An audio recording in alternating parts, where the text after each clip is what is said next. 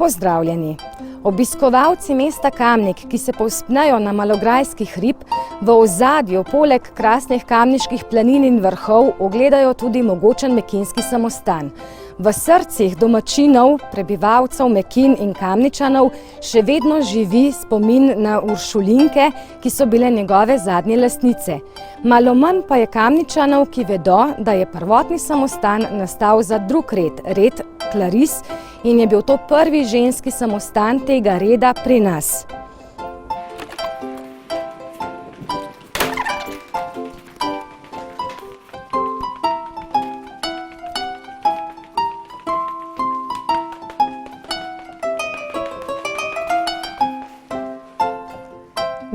Oktobra leta 1300 sta zakonca Galenberg, Žiga in Elizabeta ustanovila na svoji posesti samostan reda Klaris.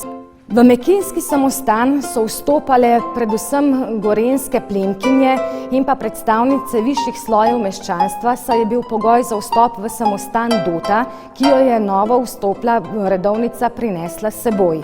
Tako da mekinski samostan ni bil le duhovno središče, ampak tudi velika fevdalna posest. Skoraj 500 let je za samostanskimi zidovi odmevala molitev redovnic. 1782. leta pa so bile razpuščene. Po miselnosti absolutističnih vladarjev namreč kontemplativni redovi, kar klarise so, ne prispevajo k državnemu dobru, zato so bile pregnane.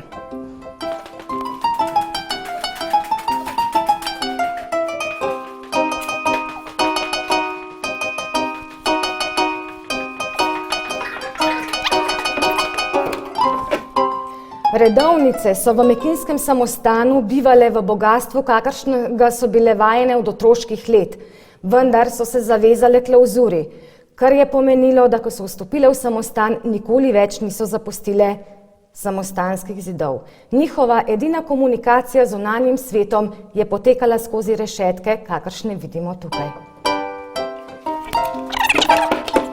Njihova molitev pa je odmevala slabih 500 let. Absolutistični vladarji so namreč redove kontemplativnega značaja ukinili, saj po njihovem racionalnem razmišljanju niso imeli nobene družbene koristi. Ko so mekinski samostan zapustile zadnje redovnice, je 5 let sameval, dokler ni država ustanovila tukaj samostojnega nabornega okraja.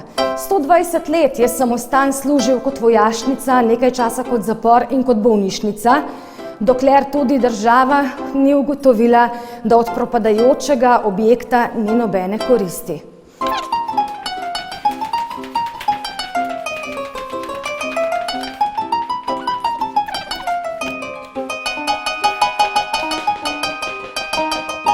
Leto 1902 pomeni novo upanje za mekinski samostan.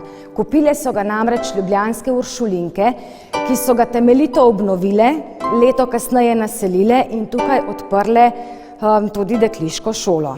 Druga svetovna vojna pa pomeni nov udarec za mekinski samostan. Leta 1941 ga je namreč zasedel Gestapo, kasneje partizani, Uršulinke pa so bile iz njega pregnane. 5 let kasneje so se sicer vrnile v samostan, vendar zaradi ideoloških razlogov niso smele nikoli več opravljati svojega poslanstva, torej poučevanja. Vendar so kljub temu še dolga leta zasebno nudile kvalitetne inštrukcije raznih šolskih predmetov, predvsem matematike in jezikov.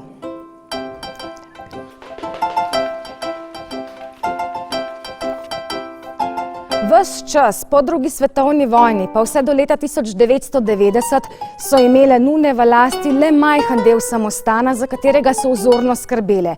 Večina pa je bila nacionaliziranega in je služila različnim namenom. Čas osamosvojitve pa ni prinesel nunam samo veselja, ampak tudi skrbi. Samostan je bil popolnoma uničen, razen njihovega lastnega dela, in tako so se po letu 90 morale ponovno posvetiti temeljiti prenovi.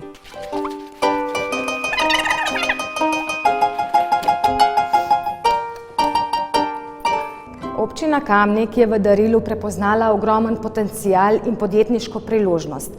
V namenu upravljanja s kulturno dediščino je ustanovila javni zavod Mekinjski samostan.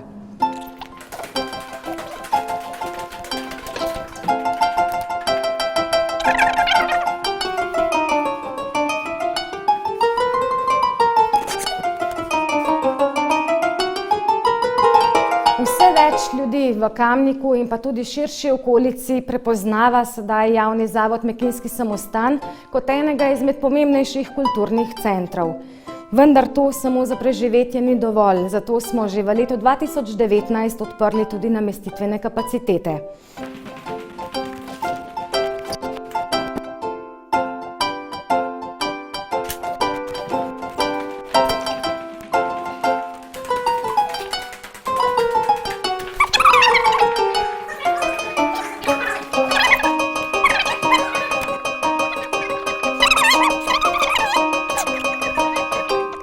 Naj bo današnji sprehod skozi zidove povabilo k obisku mesta Kamnik in pa seveda tudi samostana Mekinje, v katerem vam bomo z veseljem predstavili drobce sladkorčke zgodovine, ki so ostali skriti.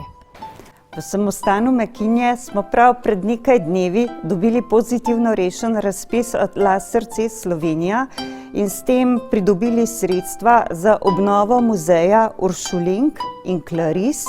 Hkrati v tem kontekstu pripravljamo tudi novo blagovno znamko Doroteja, imenovano po starodavni Clarisi, ki je v samostanu živela v 17. stoletju. V to blagovno znamko bomo vključili tako izdelke iz zeliščarstva z bogato kamniško tradicijo in pa pridelke lokalnih pridelovalcev. V sklopu tega projekta nameravamo narediti tudi manjšo trgovinico, kjer se bodo te obrtniški in lokalni izdelki prodajali, in pa odpreti tudi lastno spletno stran, tako z izdelki kot z programi vezanimi na naše sobe, na naše dogajanje, na naše prireditve.